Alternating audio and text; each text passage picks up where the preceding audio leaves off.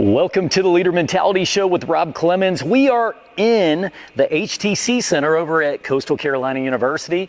I'm kind of extra motivated today because I'm seeing all kinds of signs on the wall and all these good things. And of course, all you fans at home know I'm a Coastal Carolina graduate, so got a very exciting guest today. But before we get into that, I want to talk a little bit about what's so important for people in the world as you are hoping to eventually inspire others.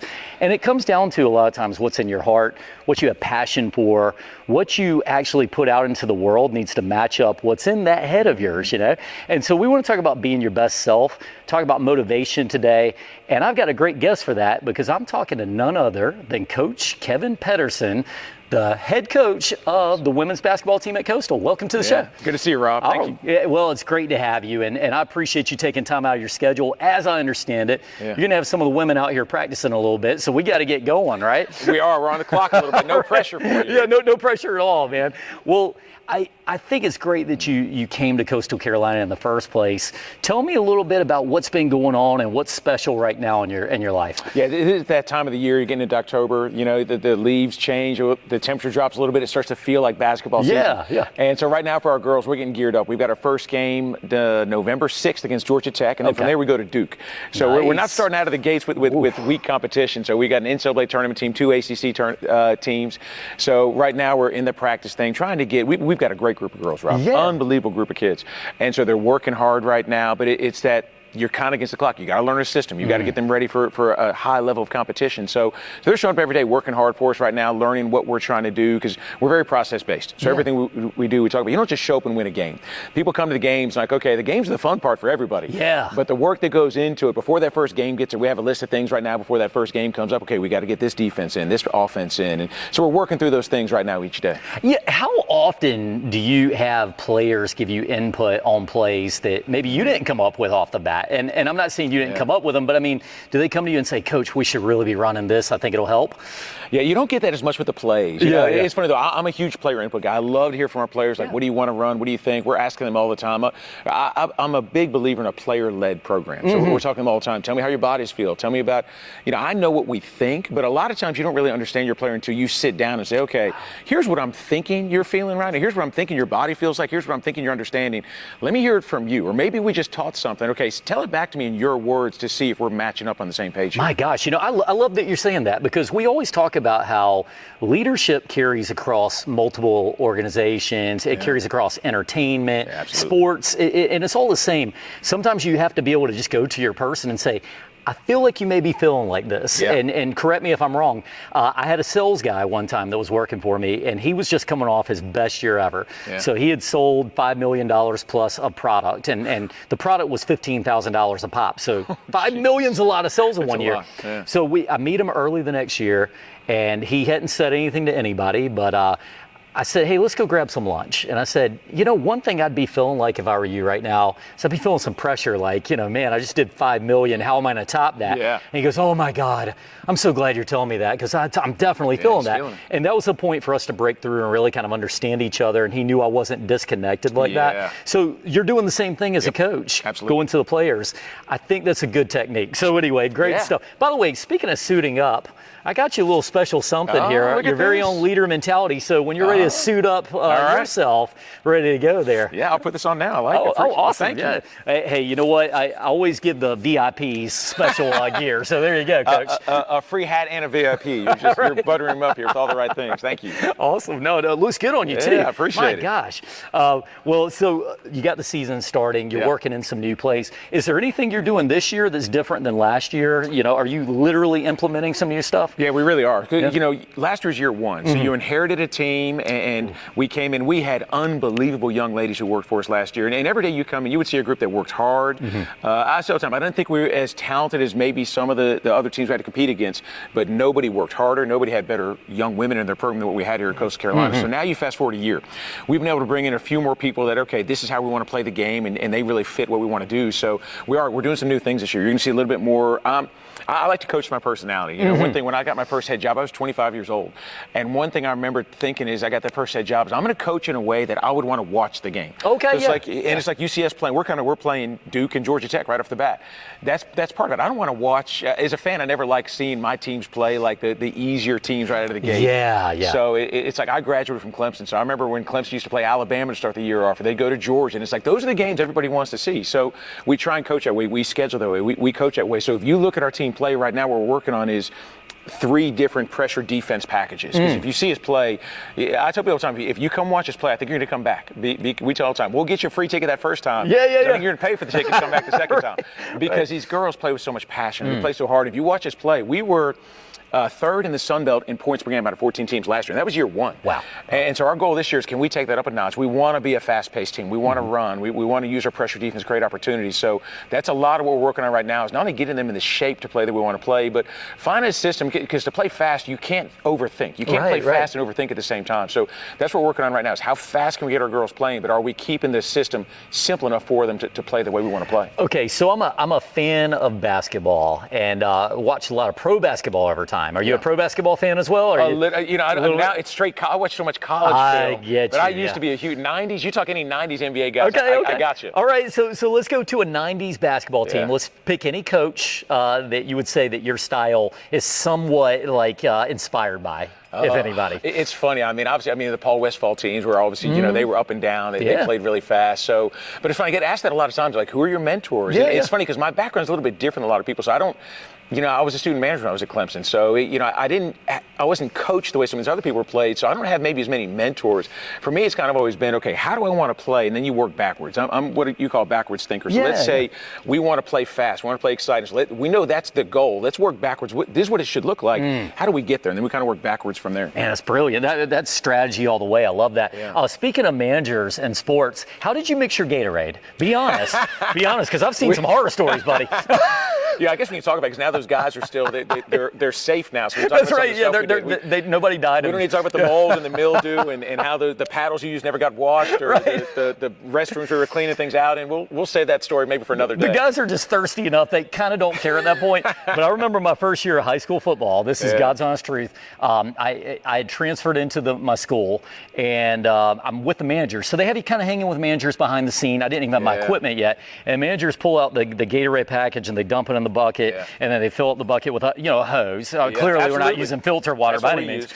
And then he takes his arm, which I don't think he washed his hands, and he just stirring it up. And that was the Gatorade for the guys. And I was like, God, I'm not going to be drinking Gatorade this season. No, you see some of the things. We actually had like an oar. We had an oar, like a paddle that we would use to stir it when you're making the 6 to 10 gallons. But then sometimes it's just getting like an ice bag, and it's like, I can't find the oar. It's dirty today. Taking an ice bag, putting your hand in it, and just mixing that around. Oh, terrific. Yeah. Oh, well, at least you use find. Something semi-sanitary. We try to be sanitary, absolutely. Full disclosure, that was in Arkansas. They were doing that, so that wasn't a South Carolina thing. Well, that's cool. We're up to code here in South Carolina. Everything is by the books here.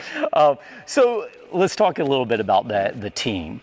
You have a team that you mentioned what I would define as good culture. It sounds like you got good character people. How important is that to you in your recruiting? Because obviously there's you're going to see delightful talents out there, and a big part of what you do is recruiting. But you have that balance of skill versus personality, I guess. Absolutely. Yeah. What are you looking at when you're trying to find a good recruit? It's funny. I think the coolest thing about our job is we should never complain about the team we're coaching, because we're not a high school staff that just kind of takes what comes up the ranks. We go get whatever we want to get. So it's like, if we don't like our team, I hate it when you hear a coach say they don't like their team. Well, it's your team. You recruited this team. So that's something you should never hear us say. It's almost like a chef being like, he goes and buys the food. He's like, I hate this meal. It's like, you put the ingredients. Yeah, exactly. Okay. So one thing we're big on is when we go recruiting, we tell people all the time, like it is, you hear people use the words family and culture, like we really are committed to those things here. So at the end of the day, Rick Majerus wrote a book many years ago. It's called My Life on a Napkin. And it's an interesting book. It talks about him living in a hotel, pounding through Stairmasters and all these. It's interesting. But one thing I really took away from it, he had a chapter that was titled Recruit Players You Can Lose With. And so first you look at it as a coach, you're like, well, that makes zero sense. Why would I don't want to lose.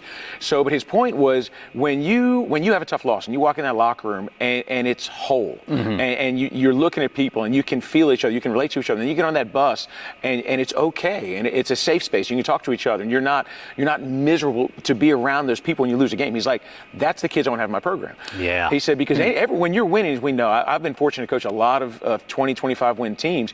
I'm a genius, they're genius, everyone's great players, but it's when you lose that the questions come in, and that's when that's when you really find out what your character is. So when we recruit, the first one we say is obviously the talent. It's like when you're dating, you're drawn to a certain maybe an appearance or something. It's kind of the same with the recruit. Is the talent there? Is an athletic ability there? That draws us to them. But then once you find that out, okay, let's look at the transcript. How are we doing academically? How's the IQ? But most importantly, what type of person are you? When we talk to them, if we talk to someone, we got to pull words out of you. It's like, do I want to recruit that kid? Or, I get you. I tell people all the time, if you're going to play for us too, like we're going to recruit you, we're going to care about you, we're going to invest in you.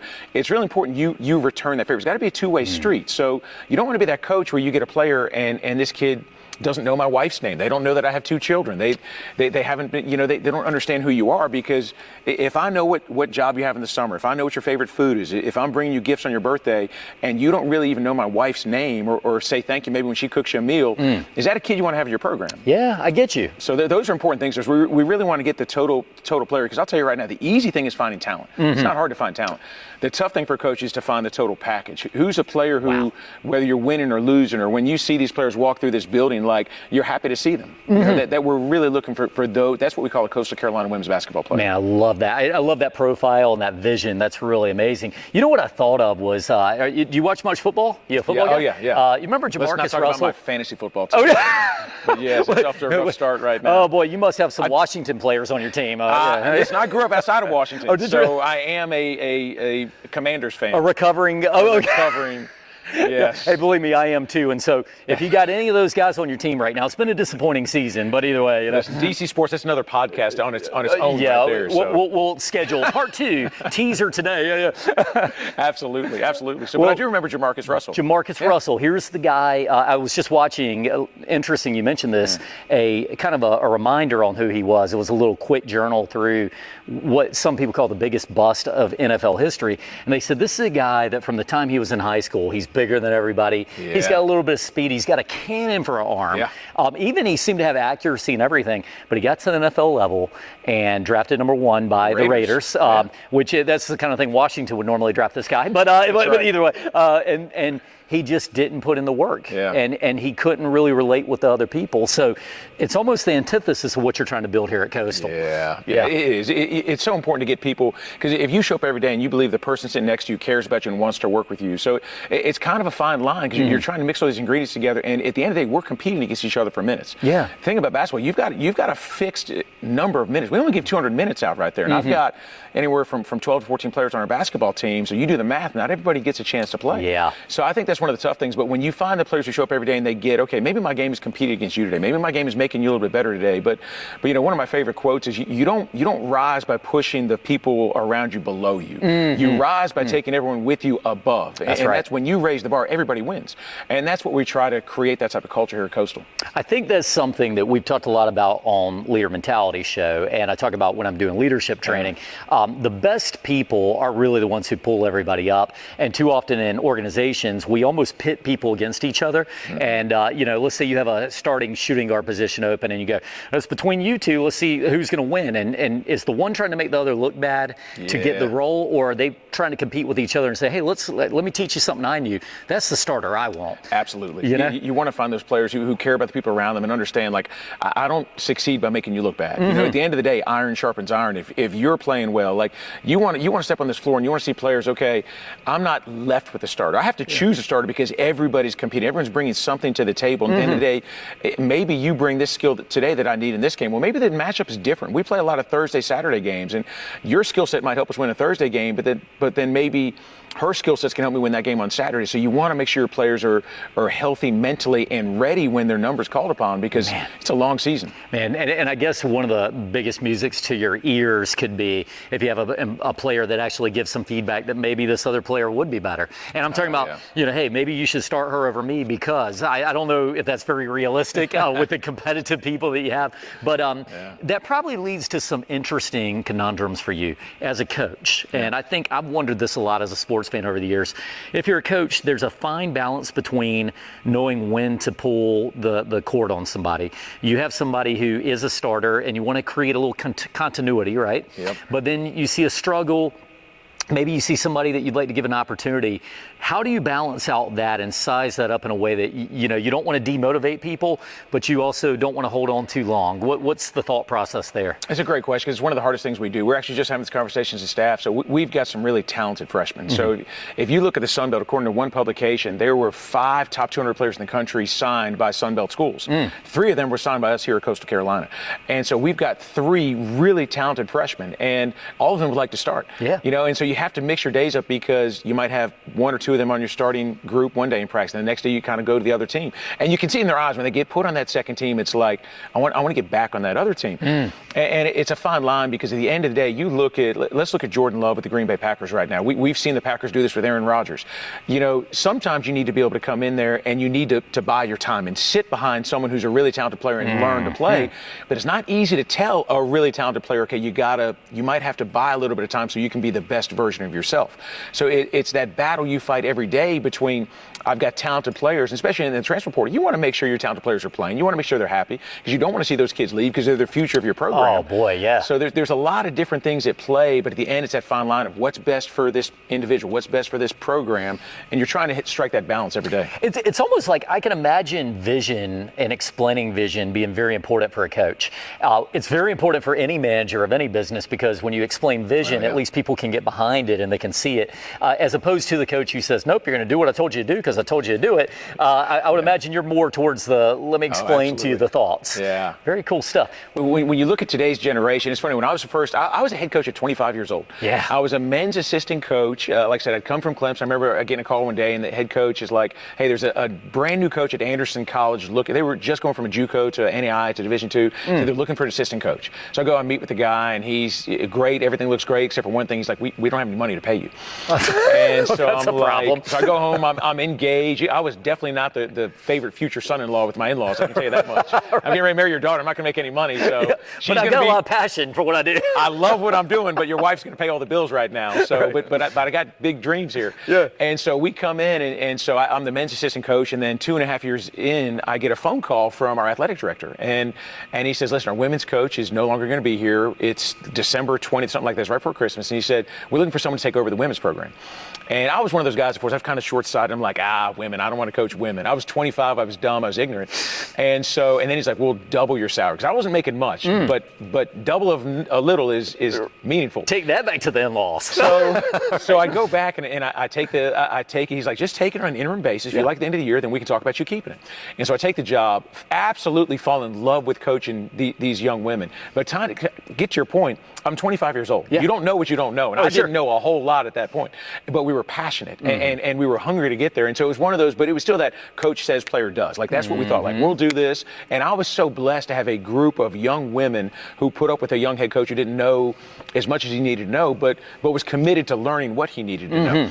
And so I came out, and the one thing I've evolved is I've kind of gone from that coach who took that job, who was ignorant at the time, to falling in love with coaching the women, to learning that the women are, in my mind, you love coaching. They're competitive. They don't have the egos. Sometimes people give a bad knock to coaching women. I would argue at my loudest voice against anyone who talk about coaching women because it's been a phenomenal experience for me. It's been life-changing for me. But you go from that coach who just says, okay, coach says, player does. And now you evolve. I've been a head coach now. I think I'm going into year 22. And now it's completely different because the climate has changed with what you're doing. And at the end of the day, we had a university president told me one time, he said, Kevin, when I see you on campus, when I see your players on campus, he said, you think I care how many games you've won? He said, I don't. I care if that female I'm talking to, is she going to tell me she's having a wonderful experience at our university? He said, that's what means something to me. Wow. And then becoming a father, that also changes how you coach. And so kind of my evolution coming through from hearing a perspective of an athletic director and a president saying, okay, there's more to you just winning and losing. And then seeing the parent side of, okay, this is not just basketball. I got 4 years to get this young woman from point A to point B, and hopefully she's ready to go into life and be successful in what she does. And let me say this, what a beautiful gift to have one of your leaders in the organization, and in this case we're talking about college basketball, college university, to give you that feedback, to tell you something that we all hope, right? I, as a person, hope that the schools are saying, you know what, I want you to win basketball games, and that's a great thing. But you know what? If you can make somebody a better person, if you can help them get to their next step in life, what a beautiful gift, and what a beautiful thing to reassure you that you're on the right path. Absolutely. Yeah. Because at the end of the day, these are young women we're coaching, and they work hard for us. They're great people. So it's like, sometimes we recruit you, like, I lose sleep over their experience here. And it's so important for me to know as the head coach of this program that if someone's going to come and these parents are going to trust us with their children, that when they leave here, it's okay. It's been a great experience. We can't promise how many games they're going to win. We're going to do our best to change things here and make sure they get that winning culture we came here to create. But it's like along the way, what is it really worth? What do the wins mean if you're not happy? What do the wins mean if your mental health is declining? So that's something that's really important to us. And to go 2 steps back, I love that. And I will say that most people, they build their character when they are losing. So to your point, if you're winning and winning and winning, what do you learn from that? When you're losing, however, you have to learn better ways to do things. You have to get more innovative, right? Yeah. And you have to kind of hopefully do better teamwork. It's so funny. My first year, I started at Anderson, then I went to Lander, and I was at Lander for 17 years, unbelievable experience. And I remember my first year that we inherited a team that is beyond bad. They were on NCAA sanctions. The whole starting 5 was gone. You can't make this stuff up. The 3 recruits they had signed, we come to find out in July that they don't have the qualifying test scores. So we have no recruits. We have no starters. I have one player walk in my office. I've been there for about a month, and she says, if you don't increase my scholarship, I'm leaving. Oh, gosh. And I'm like, listen, we're going to be bad with or without you. So this is not how this relationship's going to start. So if you feel that way, you might as well go. Yeah. And so we come in, and we end up going. Non-conference, we're 4-3. I'm starting to think I'm John Wooden. I'm like, we're winning games here right now. And then conference play comes. We're in this great conference, and we go 1-19, and it's like reality hits. But it's like you're going through that. And I remember someone telling me one time, they said, but losing builds character. I'm like, I got enough character right now. Can we get a win to go with that? Character meter on 100 right now. Right. Please, let's get a win. That's funny stuff. Well, I'd love to hear more about this thing then. So let's go a few steps down the line.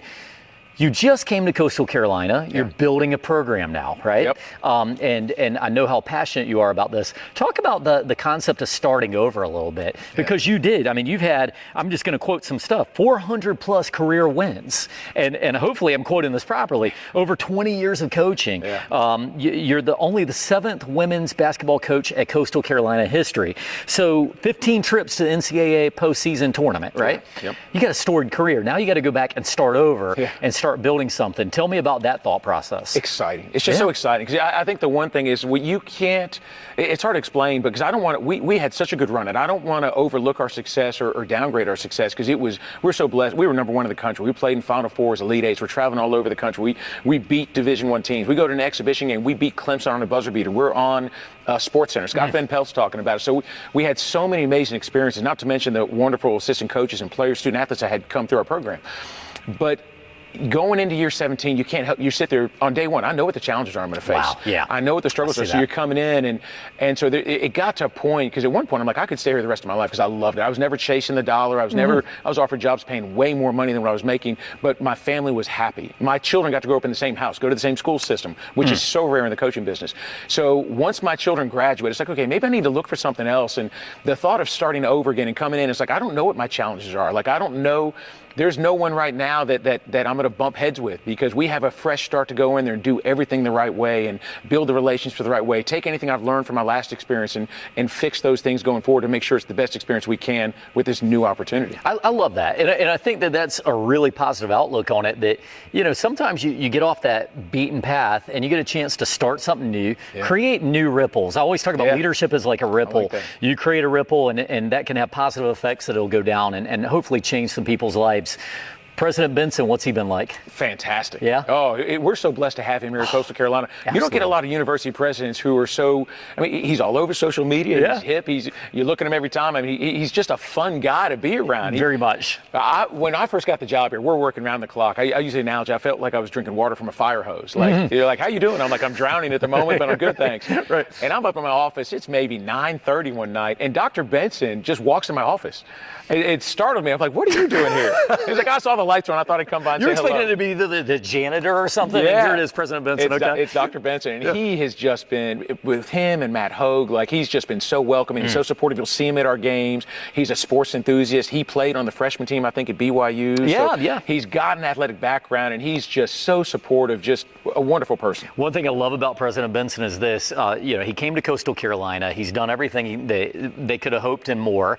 And he's a guy that will literally accommodate you. I almost feel like he's too accommodating sometimes. So nice. Hey, will you do this? And he's always been there. I really respect that. And you can see the way that people react to him when he goes around campus. And by the way, not to blow your head up too much, but I saw the same thing with you a little bit, even coming in here today. It means a lot to people, and you can see it in the way they react to you. So well done on that front. I appreciate that. Well, let's go into a little bit, and I appreciate you sharing your history. This has been amazing. Tell me a little bit about why Coastal Carolina. So it's funny. My family vacationed here for years. We came to Myrtle Beach for, I don't know, maybe 15 years. When I grew up in Chantilly High School, Fairfax, Virginia, and we took our beach week here at Myrtle Beach. And so, like, when I tell you it's a part of my past, it's an unbelievable part of my past.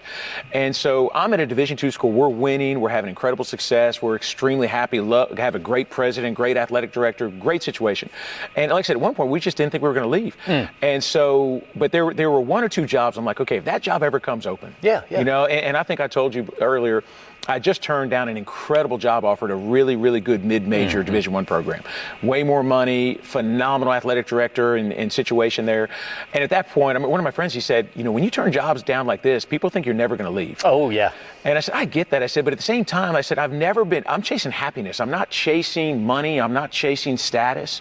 If people only know me as a Division II head coach who's a good husband and a good father, I can live with that. I don't have to be labeled. Everyone's like, you got to be D1, you got to be D1. I'm like, I disagree with that. Yeah. So, and anyway, but I was looking for this job, the location, the opportunity. I was at a school where when we got there, they had 2 banners in the gym. And when we left, we had hung 17 banners ourselves. Wow. So, well done. And now you look at Coastal Carolina, you can coach you can work your entire career and not find a desirable location like this.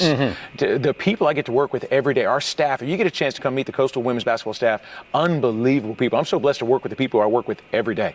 And I get to do it in this location. Oh, yeah. And at a school that's so hungry for someone to come in here. And you look at our men's banners, you look at our our volleyball team, the success they've had. They're hungry here to have that in women's basketball, and that opportunity just really, really excited me. Man, that's so cool. Yeah, and I remember you beforehand, you were telling me about that one banner back there, and you said, hey, there's going to be a lot more of those by the time you're said and done. Yeah. That's the goal. That's what we're chasing. Well, that's amazing stuff. And look, if you're a student at home thinking about where you might want to play basketball, a young lady out there, this is the guy you want to play for. And I truly mean that. I mean, just seeing your passion, it really is inspiring. Going back into we're here at Coastal Carolina. You're creating this culture. You have a vision. Tell me what you think the next 2 years look like for you. We're going to go through this season. By the end of next year, what are you hoping to see?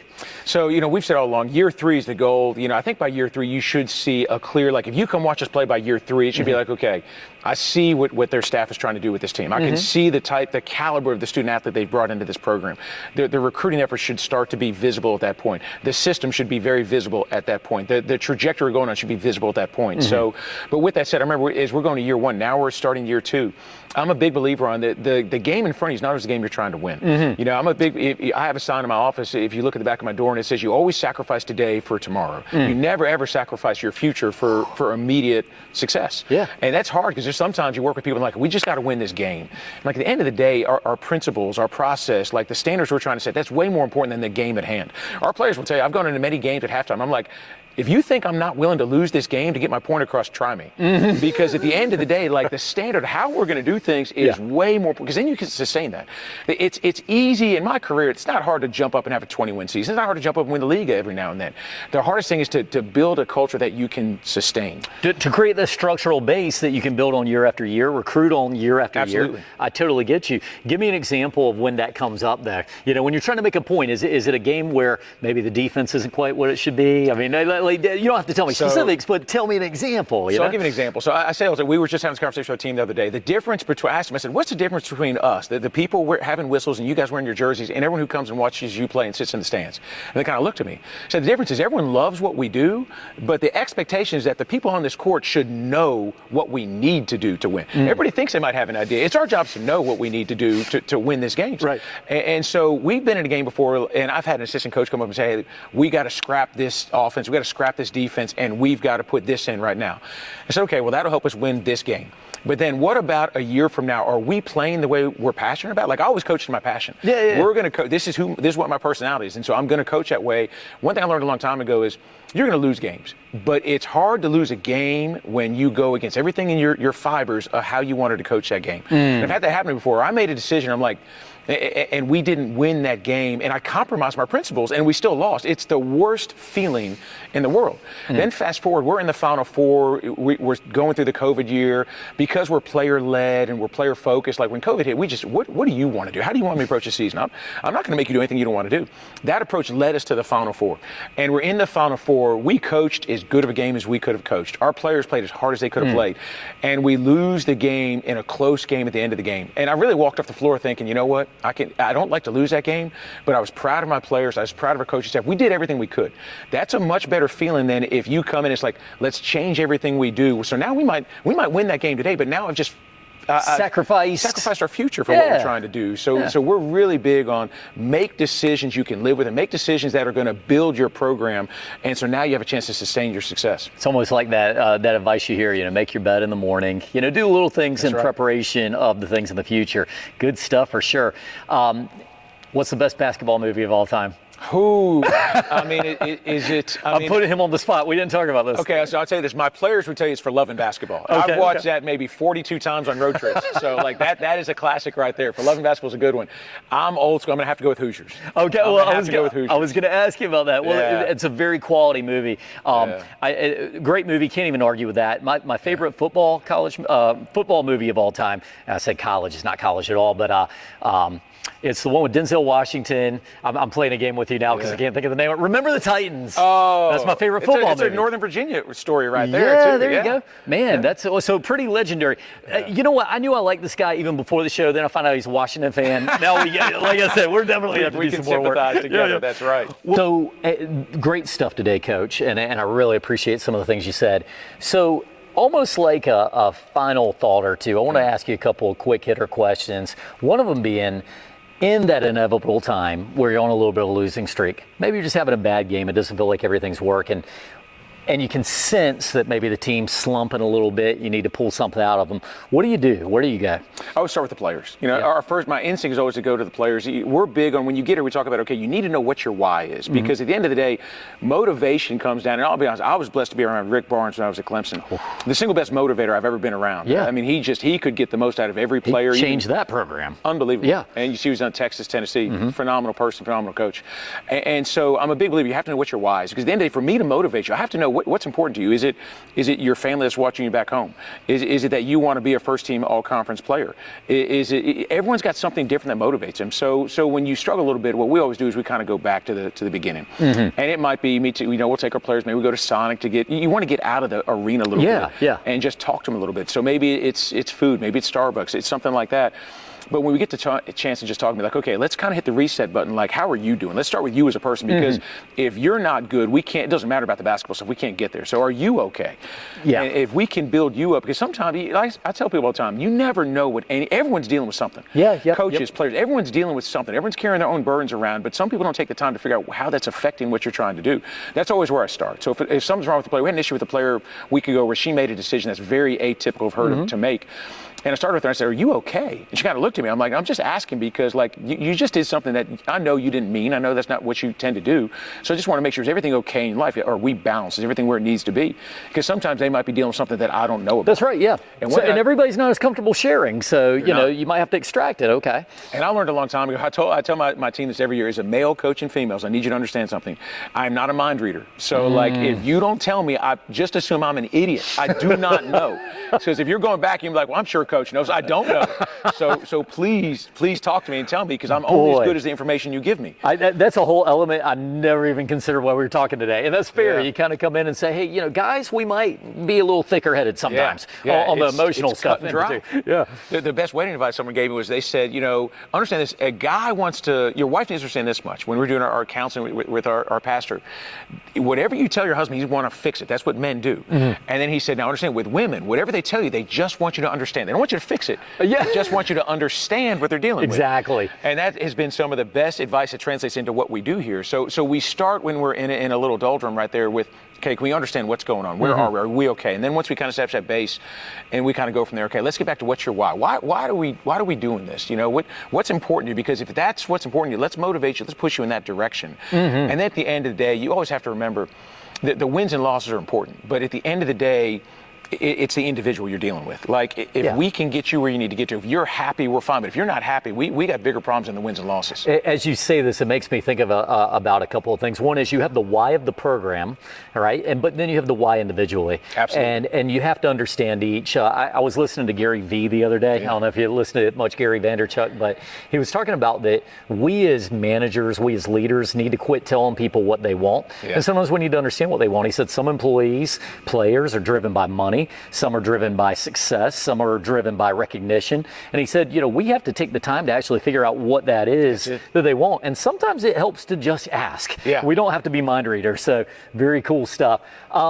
As far as your next steps as far as recruiting, what do you do to get out there when you're looking for that next player? Is it I mean, put out something on social media? I'm wondering how you find these people. Yeah, it's fun. I'm blessed to have a phenomenal staff. And so Coach Shu is our associate head coach, and she's been with me a long time, first player ever signed her scholarship, actually.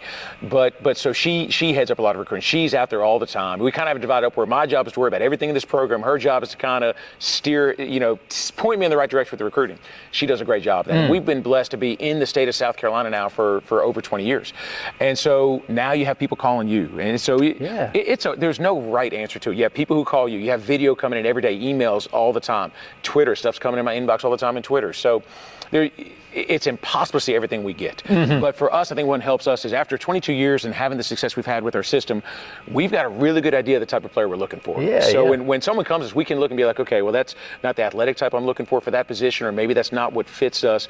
We have a really good idea of what the blueprint is for our successful plan. So that kind of narrows the field down a lot, which makes our life a little easier. You know what you're looking for. You know how to identify it. That goes a long way. Well, that great lesson for everybody. So I literally could go through questions for another hour. We have about 2 minutes. So I'm gonna read a quote to you that I heard from the immortal Dean Smith. He said, when you do a mistake, when you have a mistake, you first need to recognize it. Then you need to admit it. Then you need to learn from it. And he said, then you need to forget it and move on. Powerful stuff, man. As a coach, I think that's something we can all apply. You need to tell these people not to let themselves, carry a failure for the rest of their life. But if you can learn from it, admit it, learn from it, the next thing is always going to be better. If you, it's funny, it reminds me of something we have in our program. If you talk to one of our players and you say, hey, the only shot that matters, I guarantee you, they'll finish a sentence for you. They'll say, is the next shot. We say all the time, like, it's just the same thing. When you make a mistake, I'm so less concerned. So I'm not concerned with the mistake you just made. I'm way more concerned with what are you going to do next? Because at the end of the day, it's like you might miss 5 shots. The only shot I care about is your next shot. You might make a mistake. Okay, that doesn't define you. What defines you is what are you going to do next? Like that's such a good quote because it's so important with how you need to approach life. Man, well, if you'd be willing, we'd love to have you back on the show for a part 2 at some point. Anytime. And not just to talk about Washington Commanders football, which is interesting as we'll find it. I doubt the view, but I do. I mean, I'd love to hear more about the difference between a player in 2023 versus the players you were meeting in 2003, for example. Things like that. But we'll save that for the next time. Coach Kevin Pederson, great stuff. Thank you for being on. I appreciate you having me. Oh, man. And he's a great leader. Believe in what you're doing. Keep doing great things. And for those of you out there listening to the show, we appreciate you guys, as always, tuning in with us. Make sure to like and share us on Facebook and whatever other mediums you're using. We also want to thank our sponsors, Coastal Marketing Graphics. Thank you for being a part of the Leaders List and to the rest of the Leaders List team. And we will see you all next time on the Leader Mentality Show.